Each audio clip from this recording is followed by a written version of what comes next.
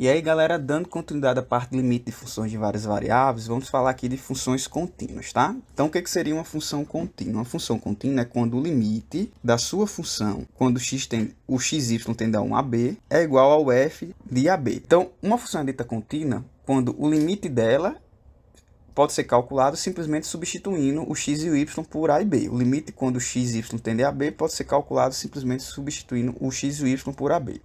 Isso é o que caracteriza uma função contínua. Então, a estratégia disso é o seguinte: se você identificar que uma função é contínua, você pode calcular o limite dela apenas substituindo os valores.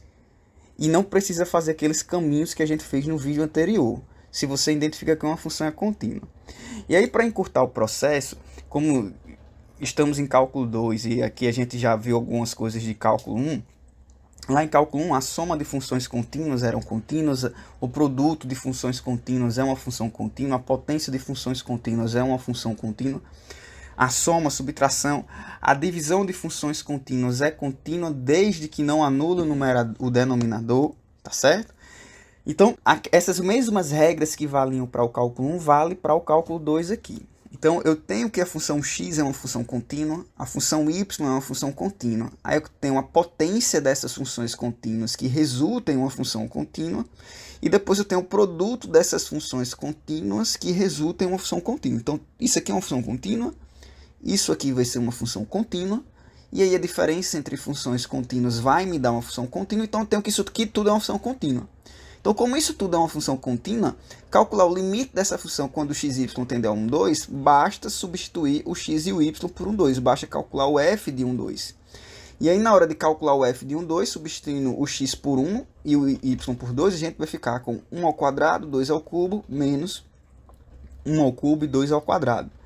E aí essa continha nada mais é do que 8 menos 4, que resulta em 4. Então, quando o ponto vai se aproximando do ponto 1, 2, a função vai se aproximando do número 4, o z vai se aproximando do número 4. Basicamente é isso que isso aqui está dizendo, tá? Nesse exemplo aqui, perceba que a função não é contínua em pontos que são iguais. Então, x e y aqui não podem ser valores iguais. Não poderia ter 2 e 2, 3 e 3, 0 e 0. Porque se isso ocorrer, a gente vai anular o denominador. Então, vale até o exercício, né? Qual é o domínio dessa função? O domínio dessa função são todos os pares ordenados que pertencem ao R2, tal que o x seja diferente de y. Então, o domínio é formado por esses pares ordenados que atendem essa condição. Então, esse par ordenado aqui, ó, não pertence ao domínio, porque ele não atende essa condição. Então, para eu chamar uma função de dizer que uma função ela é contínua, eu tenho que lembrar que o limite dessa função tem que existir, o limite existe, e a função é definida naquele ponto. Então, perceba que essa função aqui, eu não consigo calcular o f de 1. Então, a função não é definida em 1. Então, essa função não é contínua em 1. Pode ser que o limite exista. O limite, na verdade, ele vai existir. Mas essa função aqui, ela não é contínua em 1, porque ela não está definida em 1. Só que nesse caso aqui, a gente, do mesmo jeito que a gente fazia lá em cálculo 1, a gente pode fazer uma manipulação algébrica e tirar essa descontinuidade. Basta multiplicar o numerador e o denominador por raiz de x mais raiz de y, e aí a gente vai ter um novo limite, que seria o seguinte. A gente fica com esse limite aqui agora, que é multiplicando o numerador e o denominador por raiz de x mais y. Aqui, pessoal, é um produto da soma pela diferença. Fica o quadrado do primeiro menos o quadrado do segundo. E isso aqui resulta, o quadrado do primeiro menos o quadrado do quadrado do segundo resulta em x menos y. E aí eu posso simplificar esse x menos y de cima com esse x menos y de baixo, né? Porque eles não são iguais a zero, por isso que eu posso fazer essa simplificação. Eu estou me aproximando de 1, mas sem nunca ser igual a 1. E aí eu fico com o limite dessa nova função, que essa nova função ela está definida em 1. Essa nova função ela é igual a essa daqui, só que os pontos que são iguais fazem parte do domínio dessa função. Então, o 1 está no domínio dessa função e essa função ela é contínua, certo? Eu tenho aqui 1 sobre a raiz de... Vou botar aqui vezes 1. Eu tenho 1 sobre a raiz de x mais a raiz de y. Isso aqui é uma função, é uma divisão de funções contínuas. E vai ser contínua no ponto 1 porque não anula o denominador. E aí, basta substituir o x por 1 e o y por 1. Eu vou ter a raiz de 1 mais a raiz de 1, que é 1 e 1. Então, esse limite aí vai ser igual a 1 meio. tá bom? Bem, então aqui aprendemos a calcular o limite de funções quando elas são contínuas. Se eu identifico que a função ela é contínua, eu posso fazer a substituição direta. E quando eu não puder fazer a substituição direta, pode ser que eu consiga fazer alguma manipulação algébrica. Não é sempre que isso vai funcionar. Pode ser que você consiga fazer alguma manipulação algébrica e essa manipulação algébrica pode resultar em uma função contínua, que aí, resultando em uma função contínua, basta calcular o limite fazendo a substituição. O que a gente vai fazer aqui agora é algumas observações sobre esses três exemplos aqui de baixo. Esses três exemplos aqui de baixo é simplesmente para a gente analisar aonde que a função é contínua. Então, por exemplo, nesse primeiro exemplo aqui, essa função ela é contínua em todo o seu domínio, tá certo? E o seu domínio são todos os pares ordenados, tal que esse par ordenado ele é diferente do par ordenado 0, 0. Então é isso que vai acontecer. São todos os pares ordenados, desde que não seja o par ordenado 0, 0. Seria o domínio dessa função. E aí ela é contínua, certo? Ela é contínua em todos os pontos, excluindo o 0, 0. Pode ser que o limite, quando ela tenda a 0, 0, exista, mas o fato do limite existir não significa que ela seja contínua em 0, 0. O que é uma função contínua num ponto? Ela é contínua num ponto quando o f daquele ponto existe e o limite naquele ponto também existe. Nesse caso aqui, eu estou dizendo que a função não é definida em 0, 0, portanto a função não é contínua em 0, 0.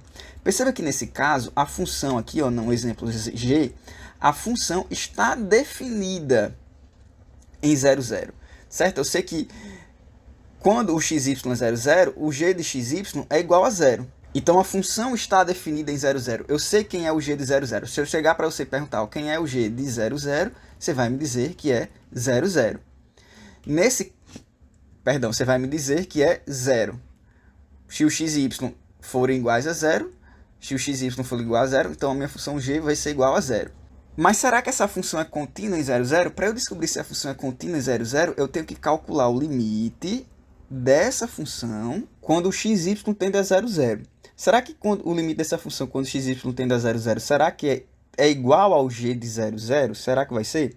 Bem, nesse caso aqui, o limite dessa função ele não existe.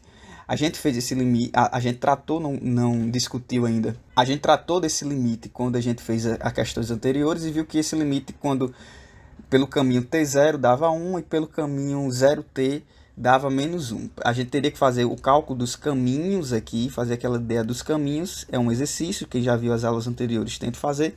Mas a gente já fez esse mesmo exemplo, viu que o limite dava diferente, ou seja, portanto, o limite não existe para esse caso aqui. Nesse caso aqui, ó, para essa função, eu sei que o f, é uma função de duas sentenças.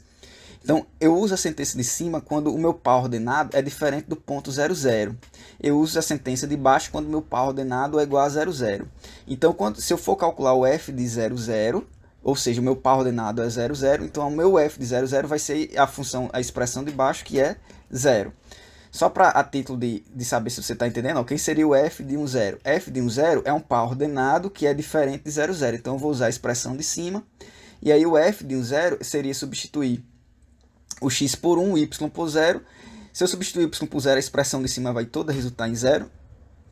E aí, a conta vai dar 0. Mas a conta deu 0 foi porque a expressão de cima resultou em 0 quando eu substituí os valores. E não porque eu disse que era igual a 0 e usei a expressão de baixo.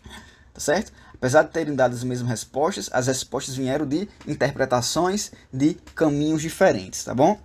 Então vamos lá. A função está definida em 0, 0. Agora, qual será o limite dessa função quando o par ordenado tende a 0, 0? E aí, quando eu vou calcular o limite dessa função, professor, não é uma função de duas sentenças, eu vou calcular o limite dessa função quando o x e o y se aproximam de 0, 0, eu vou usar a expressão de cima. Porque quando eu estou dizendo que o x e o y se aproximam de 0, 0, eu não estou dizendo que eles serão iguais a 0, 0. Eles serão próximos de 0, 0, porém diferentes. Então, eu vou ter que usar a expressão de cima para calcular o limite. Então, eu vou ter o limite dessa função quando o xy tende a 0, 0. Então, o que é que vai acontecer aqui, pessoal? Preste muita atenção agora, que agora a gente vai para outra aba, porque quando a gente faz os caminhos, eu vou tentar deixar para que você teste. Quando a gente faz os caminhos, aqueles caminhos t0, tt, 0t, t ao quadrado t, ou até mesmo t ao quadrado, são os caminhos triviais, a gente vai ver que tudo isso está tendendo a 0. Então, há de se desconfiar que o limite dessa função vai ser igual a zero. E realmente, o limite dessa função, quando x tende a 0, 0, é igual a zero. A gente pode fazer isso do modo computacional, ou você assiste o próximo vídeo, onde eu vou explicar por que o limite dessa função aqui é igual a zero, tá bom? Mas entendendo que o limite dessa função é igual a zero, eu tenho que o f de 0, 0 está sendo igual ao limite quando x tende a 0, 0. Está sendo igual, está dando zero. Então, portanto, eu estou aqui num caso em que minha função ela é uma função contínua. E aí, nesse caso, ela é contínua no ponto 0, 0, certo? O que quer dizer que ela é contínua no ponto 0, 0? Quer dizer que o limite naquele ponto existe e é igual ao f daquele ponto. O limite naquele ponto existe, deu zero, e é igual ao f daquele ponto, deu zero. Essa função é contínua em 0, 0. Aqui ó, não era contínua em 0, 0, porque o limite dava diferente. Aqui não era contínua em 0, 0, porque não estava definida em 0, 0. Aqui ela está definida em 0, 0, e o limite quando o ponto tende a 0, 0 é igual a f de 0, 0, e portanto a função ela é contínua, tá bom? Bem, essas são as ideias de continuidade. E aí no próximo vídeo a gente vai justificar por que o limite dessa função aqui é igual a zero, utilizando a definição formal do limite que a gente viu em aulas anteriores. Bem, por hoje é só. Até a próxima aula. Tchau, tchau.